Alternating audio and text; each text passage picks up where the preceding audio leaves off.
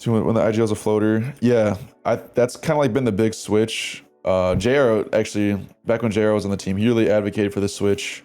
Because I used to be like almost like a lurk IGL where I'd be like an extremity player, like always going towards like the main map control areas and always lurking here if the group went towards B or something. Where I'm like, I'm just always on one area of the map and then I'm calling from this area. So I'm like looking at the radar 24/7, like, okay, they're back towards B. Like I'm like calling from other information I see on A. I'm actually like very comfortable calling that way. But as of recently, it's been more of me being a floater player. And I'm trying to get used to that where like I actually have like a crazy amount of freedom on pretty much every map and every side to like just go where I want and just set shit up for the like future rounds and just call like around myself. So like that's kind of how we've been playing recently. I think it's been way more successful. JR's been the one that really advocated for it. And I was like, honestly, I was very uncomfortable doing it because I was like, I felt like one of my biggest strengths was just like going to an area over and over and just having reads and like what to call there.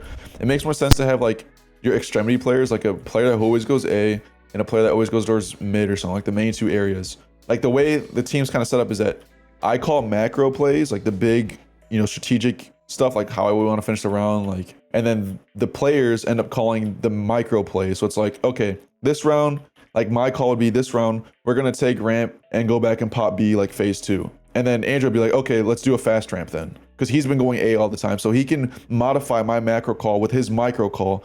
And it's still like, I'm still getting a call made, but he's like modifying it. Whereas before, if I was the A extremity player and the IGL, I would be responsible for the macro calling and the micro calling in this area.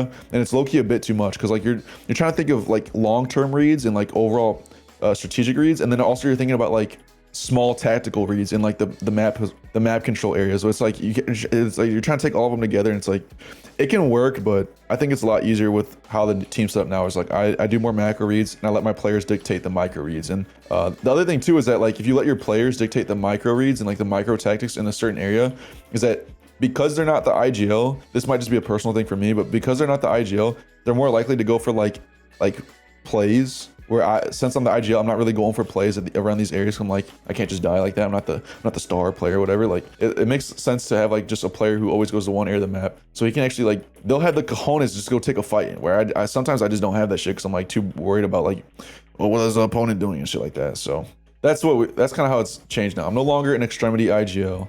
I am now a floater IGL where I just go with the pack. I'm just always moving around. I'm the floater player and I call around myself.